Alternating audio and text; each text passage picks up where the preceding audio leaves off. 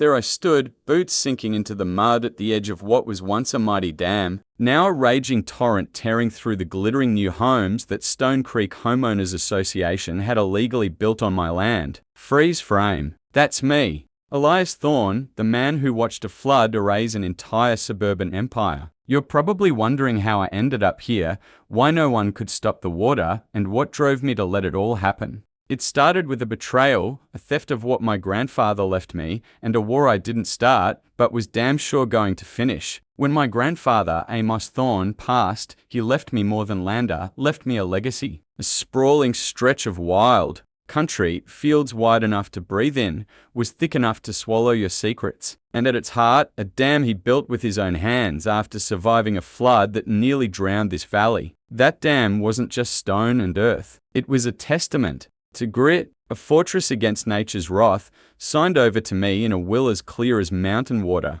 For years I lived quietly, working in town, spending weekends mending fences, walking the dam's crest, watching the seasons paint the hills. Peace, I thought, was mine. Then came the letter, crisp white, stamped with the gold embossed logo of Stone Creek HOA. I wasn't part of any HOA. Land set outside town limits, shielded by grandfathered zoning from decades past. Yet, the letter claimed my property was now under their community review thanks to new county maps slipped through a shady municipal vote. Curious turned to furious when I stormed into the next town meeting and saw a slick-haired developer flashing colorful maps. My land swallowed into their Stone Creek expansion like it was never mine. That's when I met Miranda Hale, HOA president, a walking menace with a smile sharp enough to cut glass. She played innocent, head tilted like a puzzle bird, insisting it was all legal. Survey error corrected. I left that meeting with dread curling in my gut. The invasion came fast. Surveyors trampled my fields without a word. Neon flag stakes sprouted.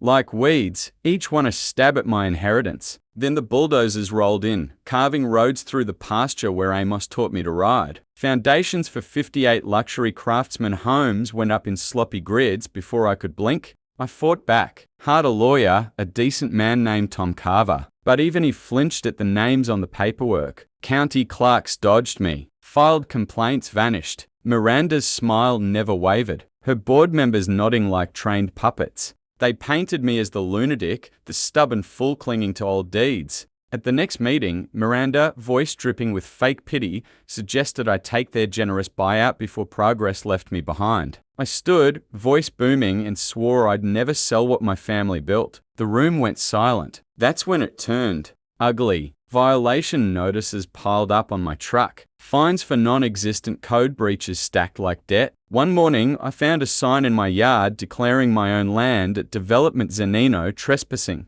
Sheriff's deputy shrugged, calling it a civil matter. Every door slammed shut. A clerk at the county recorder's office, risking a job, tipped me off. Stone Creek HOA was bankrolling council campaigns, securing zoning exceptions and inspection waivers through backroom deals. I was outgunned, outmaneuvered, outvoted. Every protest I filed met a countersuit threat, accusing me of harassing them. I couldn't win head-on, so I did what Amos would have done. I played the long game. I went quiet, stopped showing up to meetings, let the stakes stay in my fields, nodded politely when Miranda waved from her gleaming black SUV, while they celebrated, selling lots like conquerors. I documented everything. Photos of every construction violation, every ignored environmental regulation, every bulldoze tree. I recorded conversations, saved letters, dug up shady zoning approvals from public archives. In Amos' old workshop under the dam, I built a fortress of proof, biding my time.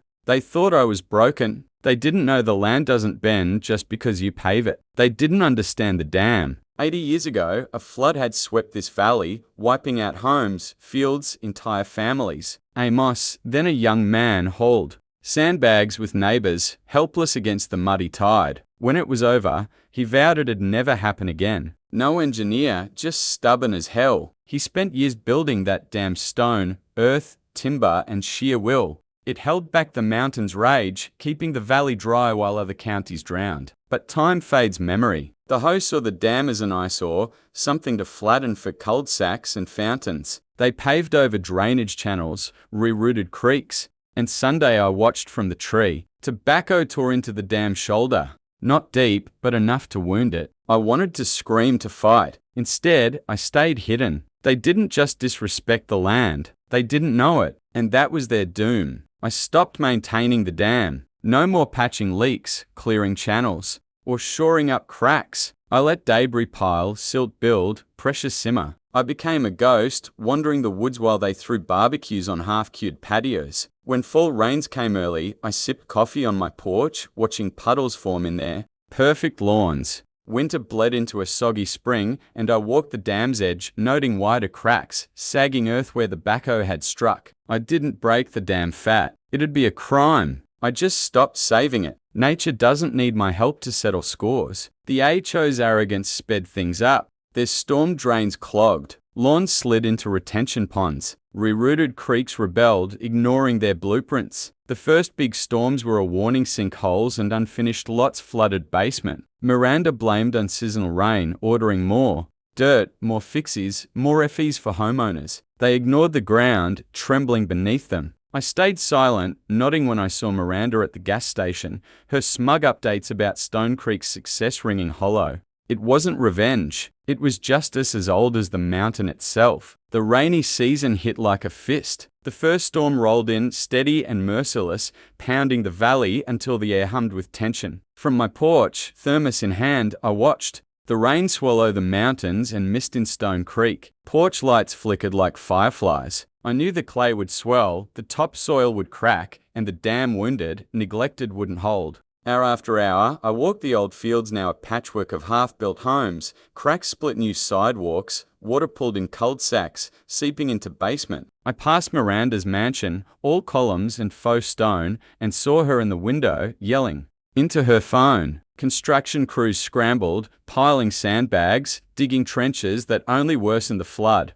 It was almost beautiful, like a tide erasing a sandcastle. The second storm was colder, angrier, roaring down the mountain with a vengeance. The air grew heavy, my skin prickling. The dam groaned, leaks widening into muddy scars. A fist-sized breach spat water, then another. I stood on a ridge, rain stinging my face as the earth shook with a roar that rattled my bones. The dam gave way, not explosion, but a slow, brutal collapse. Tons of furious water tore through, shredding trees, reclaiming its ancient path straight through Stone Creek. Homes vanished. Roofs floated like debris. Streets buckled, swallowing cars and mailboxes. Miranda's mansion held a moment longer, her silhouette screaming on the porch. Then the water hit, liquefying her lawn. The house split, one half sliding into the flood, the other collapsing in a groan of snapped columns. In minutes, Stone Creek was gone. Emergency crews waded in. Too late. Their sirens useless against the mountain's wrath. I watched dry and calm, heart steady. Guilt tugged, but satisfaction roared louder. I'd warned them, filed notices, sent